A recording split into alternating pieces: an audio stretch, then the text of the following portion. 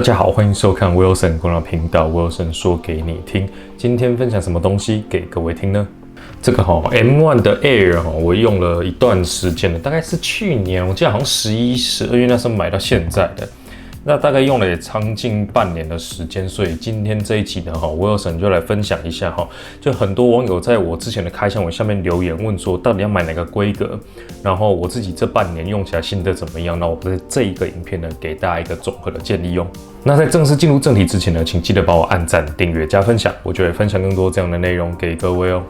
第一个很常被问到的问题，尤其在留言板上，很多人在问的就是我到底该买 256G 或 512G 或干脆直接上到 1TB 呢？我会建议说，一般的用户，不管你在买什么东西就是以 512G 为一个标准。那Wilson自己买的是 256G 这个最低配，那是因为我平常在使用上，我还要搭配 NAS 在使用，它的硬碟储存空间对我来说就没有那么重要。一般来说，像这种 256G 大概是拍个6、7片，我会觉得电脑会比较满。然后呢，我就会把这样的影片呢，直接就copy 到我的 NAS 里面去做备份，那我电脑里面呢就可以直接释出这些容量。所以如果你是没有在用 NAS 的用户，你是一般正常在使用的用户那我会建议你直接购买就直接上到512。那如果你像 Wilson 一样有在玩 Logic Pro 啊，或者是你是有在安装一些，比方说第三方的资源库，它的那个档案的大小会比较大一点的像 Logic Pro 它的那个整个音源档可能加起来就50-60G 以上的，所以说如果你有在玩这些，那也是建议直接上到512啦。那你如果预算这很充足，你上到1T 也没问题，但是我觉得1T 真的有点贵，所以呢就看你的预算跟用途了有 NAS 就直接256 OK 啊，如果没有在用 NAS， 那你还是要一些剪辑的需求，那我就建议从512开始挑吧。第二个就是很多人会问说，到底要买7核心还是8核心的？像Wilson买的这一台呢，是最入门款的。我就以我平常在怎么用这台电脑，大家可以去想象说，这样7核心最低配够不够大家使用？我平常用电脑基本上就是上网嘛，然后看看影片 ，Netflix 影片，或是用这个 VLC 去看我 NAS 里面的影片。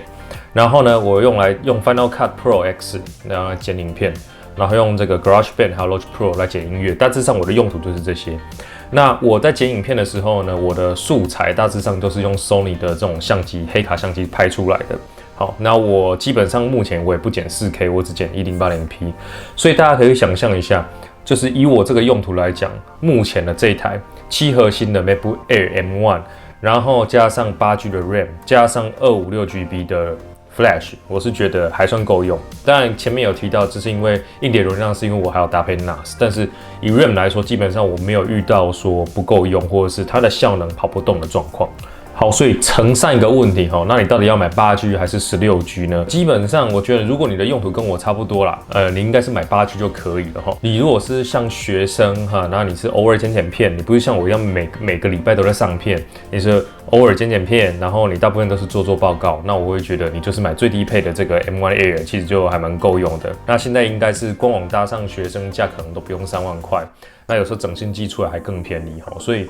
我会觉得说，像 M1 的这个规格呢，不用上到顶规，其实已经够好用了再来还有一个很常被问到的问题，因为之前 Wilson 也说过我有买过 iPad Pro 12.9寸，然后我还要加购那个遥控键盘，那适不适合用 iPad Pro 来做文书就 Office 的应用？虽然说两台这个不管是 MacBook Air M1 的或者像是 iPad Pro它都有支援这个 Office 但是实际上 Office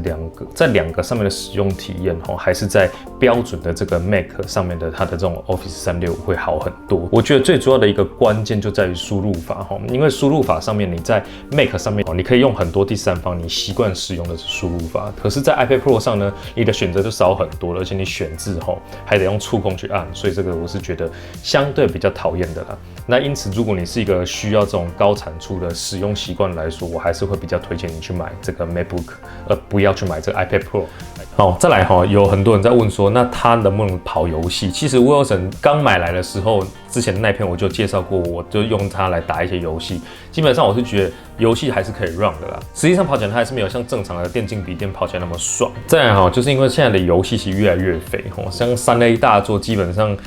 你要跑，你大概可以开这种最低效能去跑了，然后但是一个3A 大作可能就占掉硬碟20-30GB 的空间了嘛。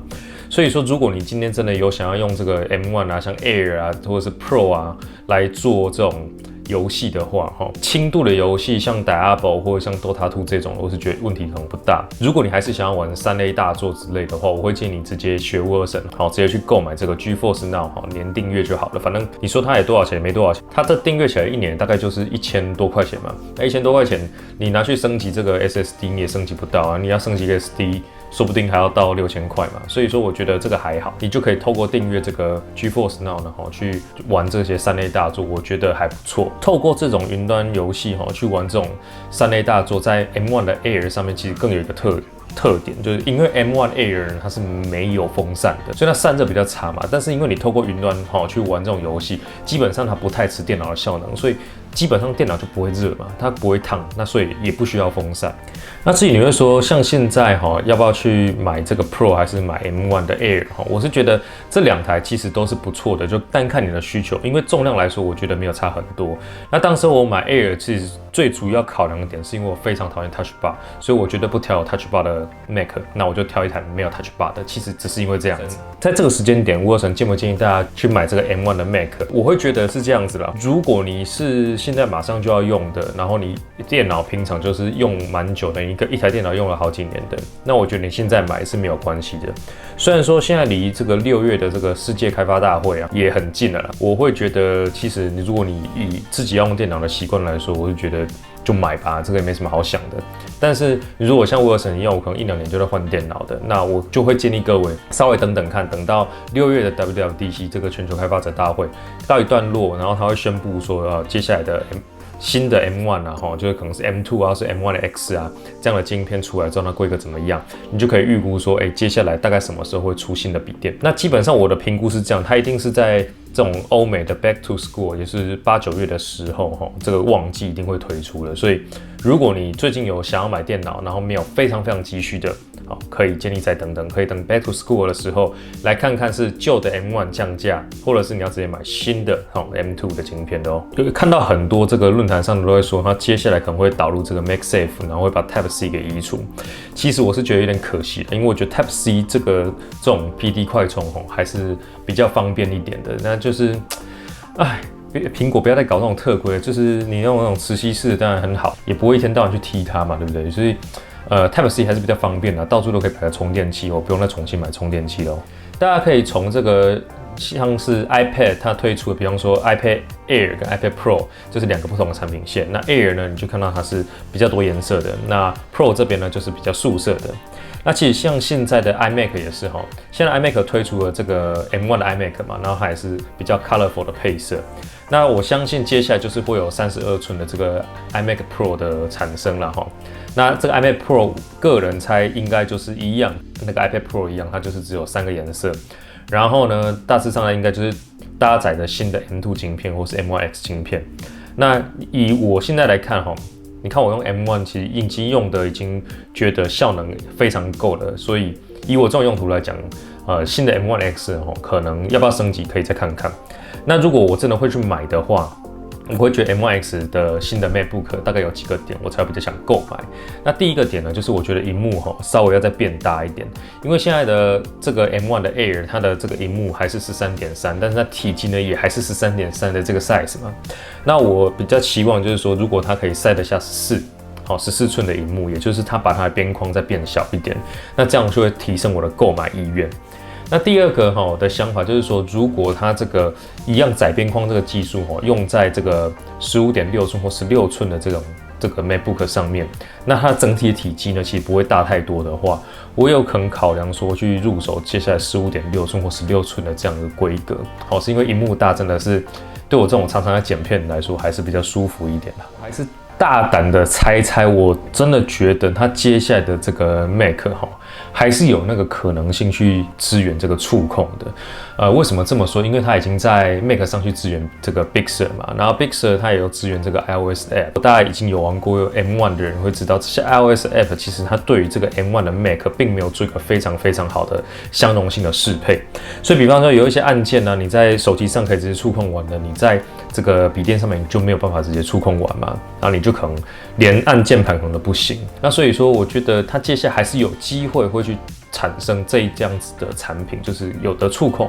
或者是说它接下来就是更新它的 SDK， 然后你比方说你要上架到 M1 Mac 上面的这一种 iOS App， 你就要比如 follow 它的新的 SDK， 然后能够让它特别键盘的哪一些按键去控制你荧幕上的按钮，大概是这2个方向啦。但我还比较希望它是除触控，虽然说我觉得几率不太高，但是呢，这是个人的希望啦。